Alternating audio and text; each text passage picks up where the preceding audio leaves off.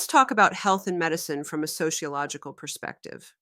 When we think of health, we often imagine biology, our bodies, genetics, or personal habits. But sociology reminds us that health is deeply social. Our experiences of illness, access to care, and even our definitions of what counts as healthy or sick are shaped by culture, institutions, and inequality. In this sense, health is both biological and social. The field of medical sociology studies how social factors like class, gender, race, and geography influence health outcomes.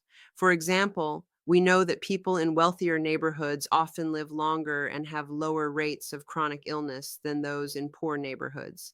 These differences don't come from biology alone. They're rooted in access to nutritious food, safe housing, stable work, and quality health care. Sociologists call this connection between social structure and disease social epidemiology, the study of how society distributes health and illness. Another key idea is that health and illness are socially constructed.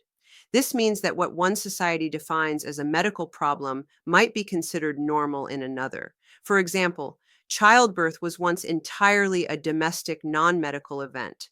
Over time, it became medicalized and moved into hospitals. The term medicalization describes this process when behaviors or conditions once seen as personal, moral, or social issues are redefined as medical conditions requiring treatment. It can have benefits, such as better care, but it can also shift control from communities to medical authorities.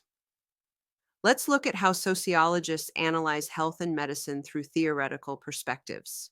From a structural functionalist perspective, the healthcare system performs important roles that keep society stable. It identifies and treats illness, trains medical professionals, and supports public health. Functionalists also note that being sick comes with a kind of social role. Sociologist Talcott Parsons called this the sick role, a temporary exemption from normal duties, but one that carries an expectation to seek treatment and recover. From a conflict theory point of view, healthcare reflects and reproduces social inequality. Access to care, insurance, and medication often depend on wealth and social power.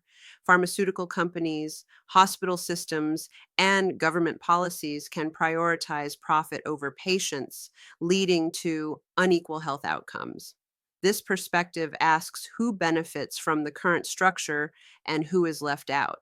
Finally, symbolic interactionists focus on the everyday meanings of health and illness. They study how doctor patient interactions shape experiences of care, how stigma attaches to certain diseases, and how individuals learn to interpret and manage symptoms. For example, chronic pain or mental illness may not be visible to others, so patients must actively communicate and negotiate legitimacy for their conditions. Health systems themselves also vary across societies. Some nations provide universal health care funded by taxes, while others rely on private insurance or hybrid models. These differences reveal how cultural values like individualism, equality, or community responsibility shape the design of medicine. Sociologists compare systems to ask which promote equity, efficiency, and well being for the greatest number of people. In the United States, health inequality is one of the most persistent social issues. Studies consistently show that race, class, gender, and neighborhood predict life expectancy, infant mortality, and rates of chronic disease.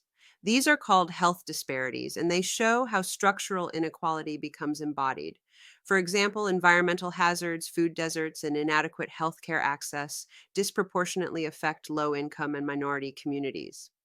At a global level, sociologists study how resources, infrastructure, and politics shape the spread of disease.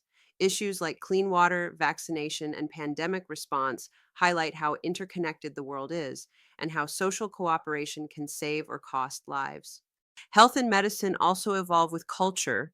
Advances in biotechnology, telemedicine, and mental health awareness are transforming how people define wellness and how care is delivered. But every new innovation raises ethical and social questions. Who has access? Who profits? And what do we value more, efficiency, privacy, or equality? In short, sociology teaches us that health is not just about personal choices or biology, it's a reflection of how societies are organized. By studying medicine as a social institution, we see that healing requires more than treatment. It requires justice, empathy, and collective care.